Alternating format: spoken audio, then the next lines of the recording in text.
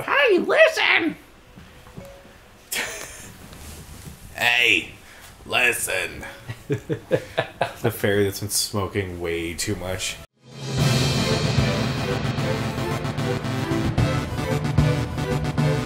Okay, so now that I'm playing, I can play as the villains, which is actually pretty cool.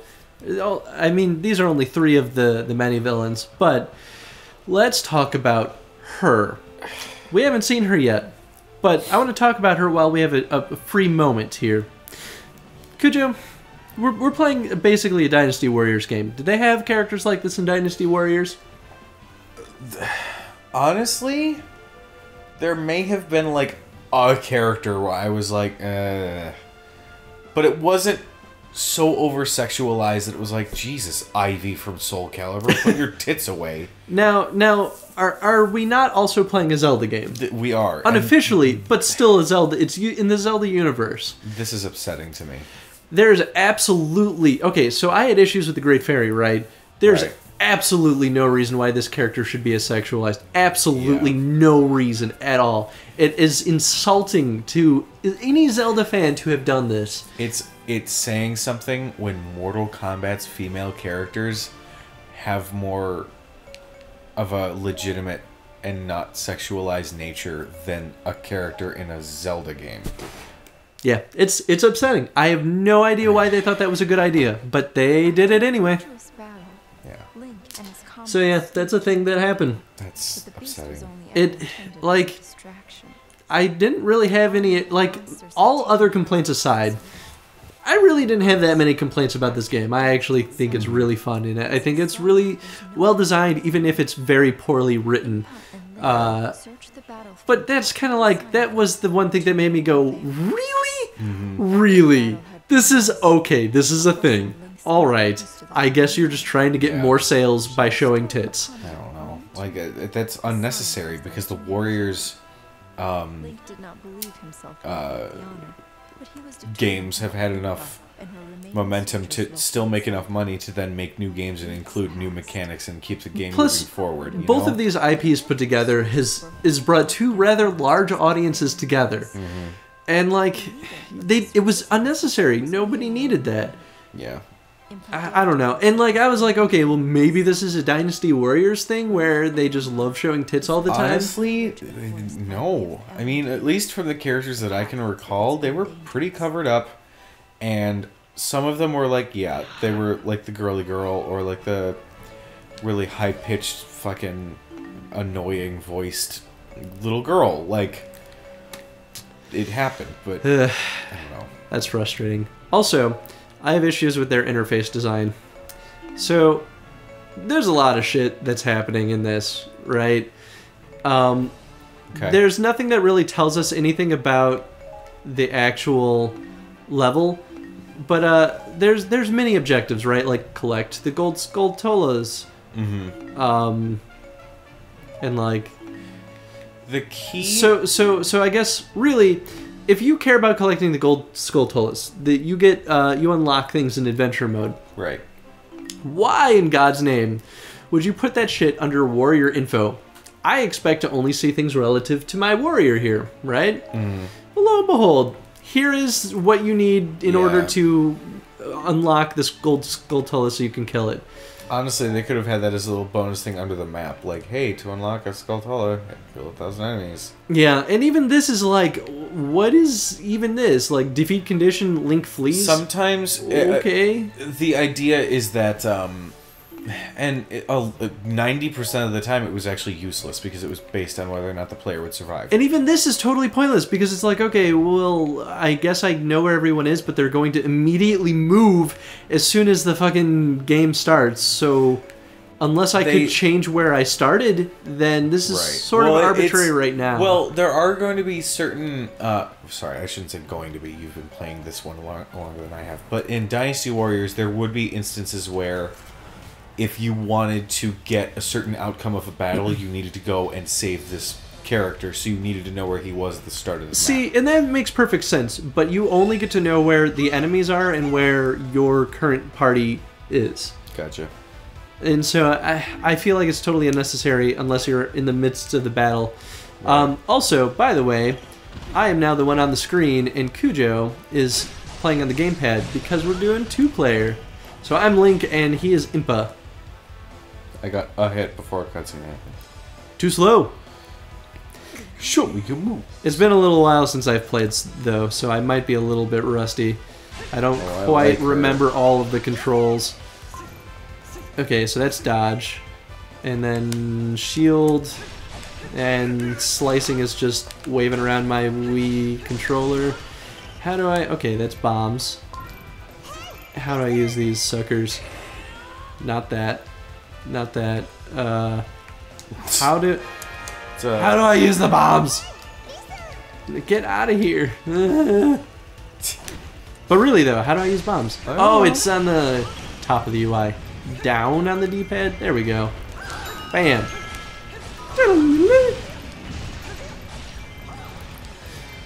Teamwork. Yay! I really like, by the way, that they did multiplayer in this. Yeah, and I really like that they utilized the gamepad for it. I think that's something that is definitely nice. Oh yeah, you don't have to worry about the fog of war. There were so many things when I first saw the Wii U design. I was like, a touchpad with a separate screen, that seems kind of gimmicky. And I think we've talked about this in previous episodes, but the more and more I play games that have really utilized the Wii U pad, the more I'm just constantly impressed with the concept that came for that. Yeah. Because it offers so much. We don't have to do split screen because of this, and it works beautifully. And plus now nobody needs to watch you play. Oh. Well. You big dick. Wow. Wow. Okay, so that's how I changed the mini-map. I think you keep toggling the mini-map with your controls. Because it's... I think you change it with the D-pad or something. Anyway, back into actually talking about game design stuff. I guess really, what is there to talk about? The level design is interesting. It's sort of... I mean, it's kind of linear in nature. Yeah, that is a constant for Warriors, to a point. It's not necessarily bad. Honestly, there's nothing wrong with linear games in my mind, as long as they approach it with a way for me to, I don't know, like with a new idea, you know? Like, one of the games that I really, really, really wanted to be good, and really wanted to get into, was Dishonored. Dishonored was like the coolest concept in having a like a weird steampunk universe assassin sort of gimmick with the concept of the game. But for me, I suck at stealth games. Even Hitman. Like, I just shoot everybody in the head because I get so frustrated with everything, and I accomplish nothing. Now, games being linear is cool as long as it sort of gives me a little bit of freedom as to how to get there, you know? I don't know if I totally follow. I mean, are you talking about, like, the variety between point A and point B? Yes. Because that's not... I mean, I guess it still is linear, but that's... I guess that's that hazy line. Is it totally linear if there's multiple ways to get to the same point? I guess it's linear in the macro sense, but it's not linear in the micro sense. Yeah. If that makes sense. I gotcha. No, the bomb chew. So I don't know if you caught this, but right now we're trying to deliver bomb chews to blow up that thing that was blocking our path. We haven't really been doing that, huh? Well, I took over this one spot just because it was, I think, close to our base, and there were little warning symbols that popped up, and that was like, hey, you should probably do this thing. Something also to consider is that in every level there are hearts, like pieces of hearts or whole hearts, and we can collect them and actually increase your maximum life threshold. Oh, cool. Yeah, and that's per character too.